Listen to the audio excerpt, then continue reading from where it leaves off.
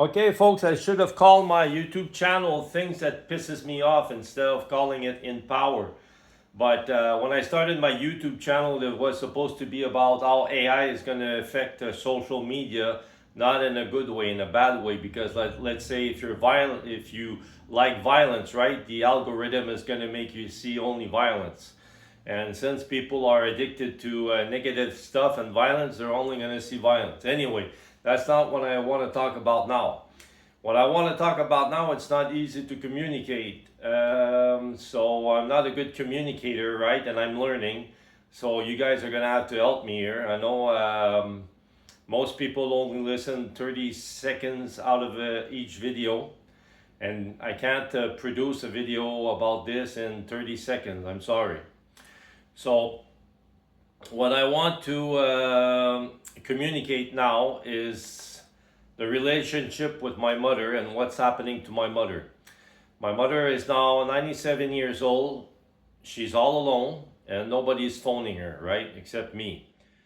And I had stopped doing that also, but then I said, I can't do it, like it is my mother after all. So, like, the relationship with my mother was not good. It was very, very bad, and maybe that's why I became pretty crazy myself. Like in Montreal North, there was two crazy guys, me and another one, and believe me, like I cannot reveal everything I did in my life because we live in a society like you saw with the TikTok influencer that lost her son, right? As soon as you do something wrong, as soon as you reveal something, you have like the whole world comes after you to bring you down because like we all know they're perfect, right? Everybody's perfect. They never make mistakes. So anyway, my mother was very, very violent, let's say, okay? And that created many, many problems with the family. But when you're a kid, you have no choice, you have no place to go, right? So you grow up and blood is blood, family is family, and you later in life I always went to visit my parents anyway. Like I lived in Montreal North and my parents they lived not too far away, so I would always drop by. I worked not far from there. I was always drop by and have a coffee, see what's going on, even if in my head I was still seeing when I was a kid and my mother being like going wacko, right? But I still went there because blood is blood. But although all thought my mother like she had problems with violence, right? So let's look at what she did in her life because that's important too. So where I lived on Charlevoix Street in Montreal North, and let's say when our kitchen was in the back, and let's say I was washing dishes, so there was a window, okay, and like if I look through the window, you have no choice. Like you're washing the dishes, so you have to look through the window, right? So when I looked through the window, there was an hospital there, and the window, was in direct line with the balcony, and this was an hospital for people who are finished for life. Like there was one patient there. His name was Roger. He was always paralyzed since he was born. And he was in a chair like this. I don't multiple sclerosis, I think. I don't remember what he had. So from 6 years old to like 30 years old, I always saw that guy on the balcony when I went to visit my parents. So my mother worked there as a nurse, and that hospital belonged to a friend of the family. They started the hospital. I might explain that later, but anyway, so my mother was always a nurse. When she was young in Moncton, she became a nurse, and she worked for the nuns. And later in life, she worked at the hospital that I'm telling you right now. That was right in the back of where I lived on Charleroi. And then the hospital had to get bigger, and they moved out. But my mother was almost at retirement back then, so it wasn't very long. And then after she retired, so my mother was always a nurse all her life. And the patients, like I could see everything that's going on in the hospital. And many patients, like they were not all like Roger, like they couldn't, like he couldn't move, he couldn't talk, he couldn't do nothing. He could communicate, but it was not easy. But many other patients were not that bad, and they would tell my mother, "Hey, can your son go to the convenience store for me to buy me a chocolate bar or things like that?" And they would give me like a 25 cents tip. So I saw everything that was going on in that hospital, and people did like my mother, right? But us, the kids there, it was like a war zone in there. So so that's not too bad, right? Because like a nurse is not, it's not like a psycho, like not a serial killer, right? So anyway, I grew, you know, I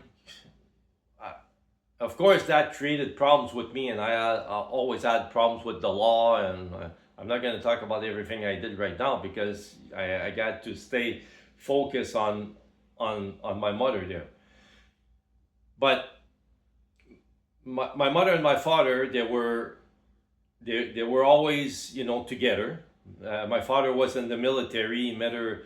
He met my mother in Moncton while my father was in the Air Force Station in number 5 in Moncton. And then they were always together until my father got cancer. And when my father did get cancer, he did not survive it. He did not live very long, but my mother was always supported him, and we had aunts that came from Moncton to help my mother out with my father so that he would not be alone. And they were always at the hospital, and my mother never abandoned my father. Okay, so that's another quality. So she was a nurse, right? So that's a quality. The patients liked her, so that's a quality. She was always with my father, so that's a quality. They didn't abandon their kids; they were married all their life, so that's a quality. Um, like we had a place to live, right? We never ran out of food, so that's a quality.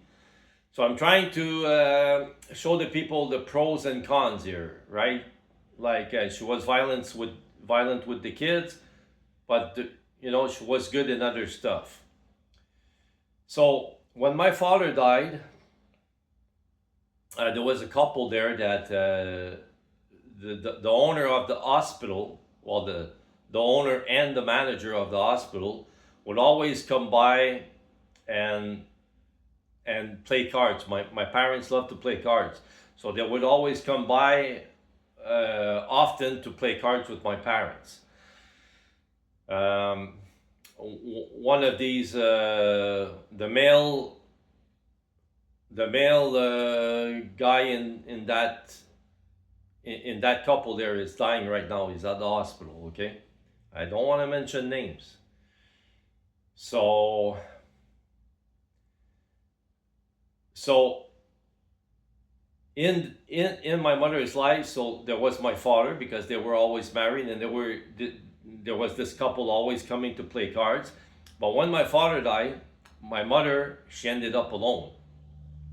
And of course, like I said, I was always dropping by to have a coffee, see what's going on.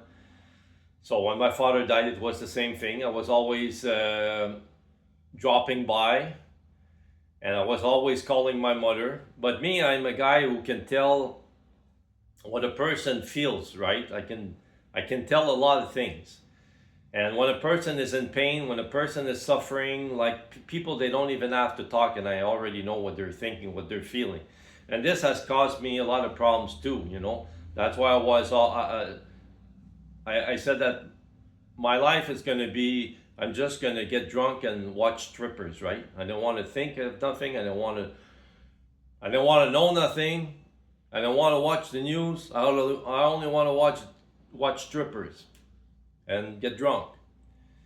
So anyway, every time I phoned my mother, I could tell that she was with my father like for 45 years. So now she was alone, and the couple who went to play cards there, they were not going there anymore because now, like the song says, I think it was Fleetwood Mac. Players only love you when they're playing, something like that. Anyway, they were not coming by anymore, and my mother ended up alone. So when I phoned her, I could tell that she was suffering. She nobody comes and see me, nobody phones me, and things like that. And that, like that creates pain for me too. So one day I received a call, and my mother had family in New Brunswick. She had two sisters, a brother, and a lot of friends she had when she was young. So I received a phone call. She said, "I'm moving to Moncton." Wow.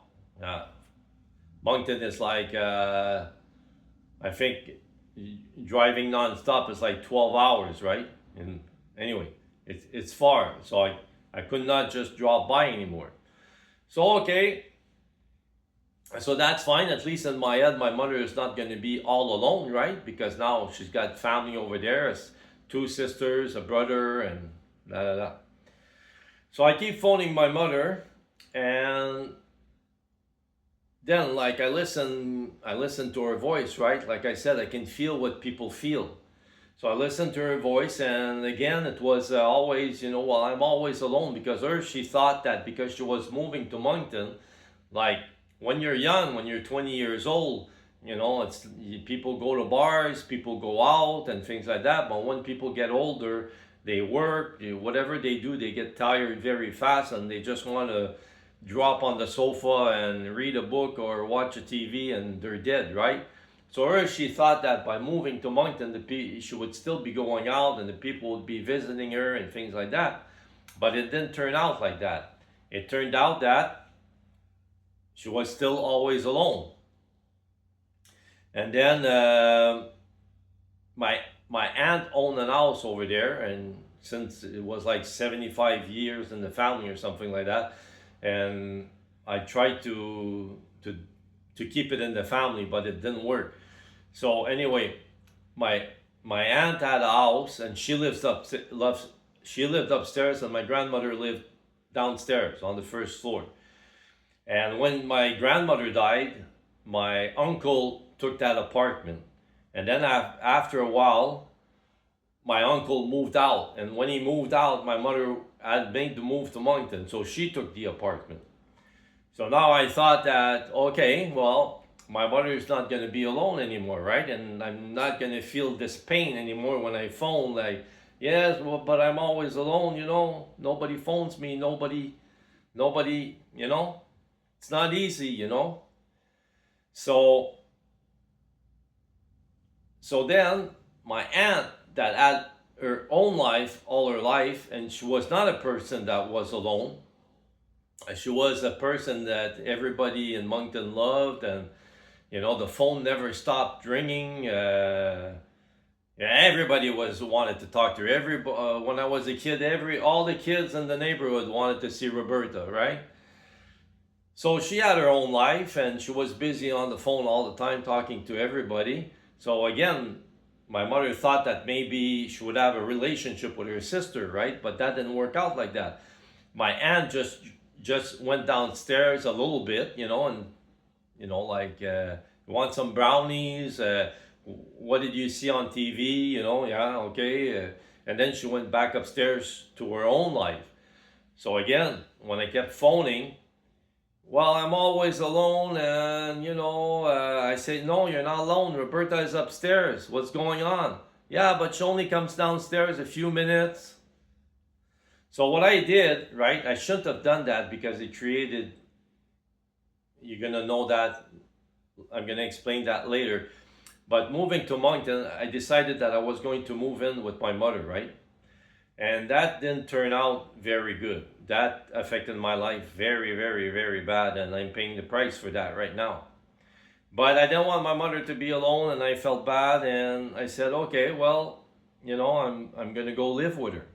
And that was driving me insane because, first of all, like I said, I'm like a monk, right? I don't get bored. I like being alone. It doesn't bother me at all. I like to read books and stuff like that.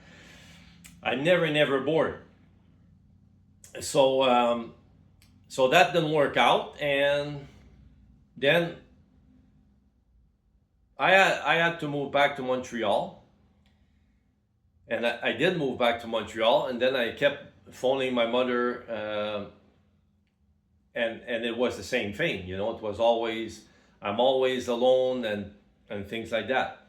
So I decided, okay, well, I decided that I convinced my mother. I said, why don't you come back here, and like, I can go see you and things like that.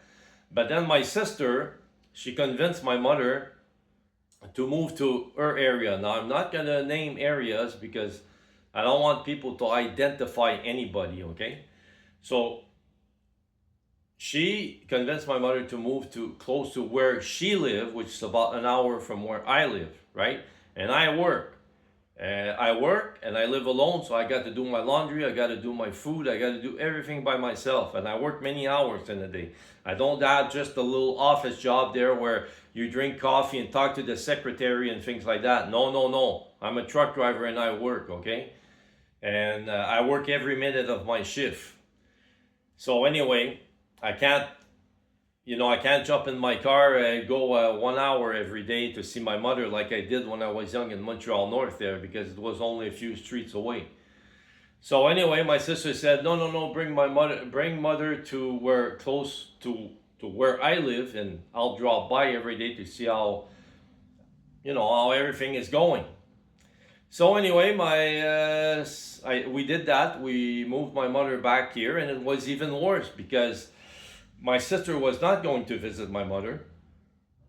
And at least when she was in Moncton, she had her sister upstairs, and she had, like, everybody on the street. They knew everybody, right? So if she wanted help, the guy in living in front there could bring her to the mall or anything. They just had to ask, and everybody was kind of helping each other over there. So then that was a mistake that I did to bring her back that made me feel bad also, because now I'm sort of responsible, because she was even more alone, because now she doesn't have her sister upstairs, and my sister wasn't going. So anyway, and then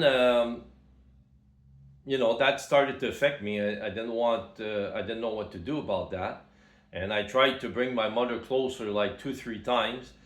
And then where I live here, I used to live downstairs, and then I said to my mother, well, we can buy a house together. Like, my mother had the money for the down payment, so I said, you can put the down payment and we could buy a little house. But that would have been a mistake also, right? Because I did that in Moncton also, when it drove me insane. But I said, like, I just couldn't, I just felt too bad that she was alone all the time. So anyway, we did the paperwork, and that's why I live in the apartment here, because I told the landlord that I wanted to buy a house and go live with my mother. And she said, well, I have a better idea for you. Why don't you take my apartment and I'll buy a house? So, like, my mother could have lived here and I could have lived downstairs, and that would have been great, because then I would have my own space. Okay? So that didn't work out again, because then my mother, like, she was always sick. She was throwing up and things like that, and the landlord said, well, maybe that's not a good idea. She seems too stressed. I don't know what was it all about, but anyway, that didn't work out. And then she did have to move out of where she is right now to go in a place for old people. Okay, so that's where she is right now. And again, I'm not going to mention names because I don't want to put, we have enough trouble in the family as it is. But one member of the family tried to wipe my mother out, like take all her cash. And my mother, she was a nurse, okay? She did not drink, she did not smoke, she did not go out. And she was saving, she was always saving a little bit of money, and because for her retirement, she was only a nurse, she was not a rich person. So anyway, someone in the family managed to take almost all her money until, I tried to do things about it, and it could have led me to prison maybe. So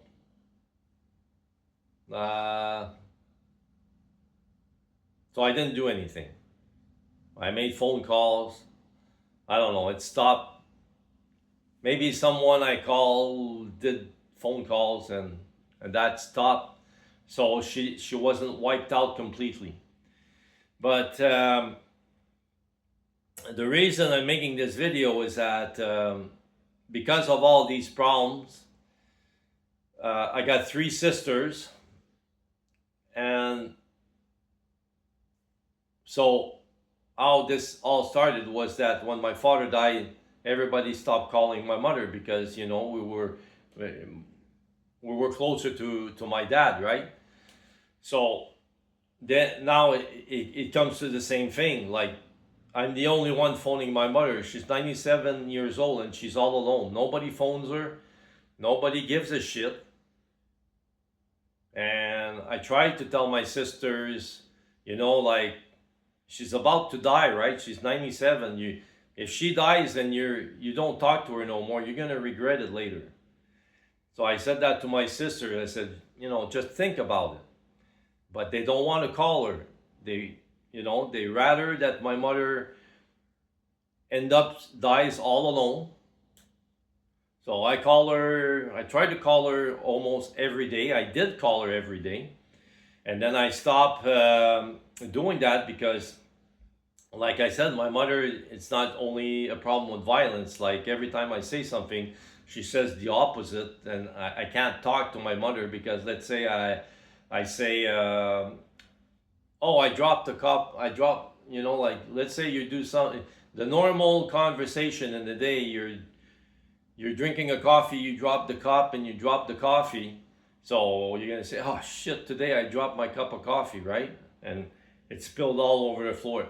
You can't say things like that with my mother. You can't talk to my mother because then it turns into a nightmare. Anything, right? You just cannot talk about anything.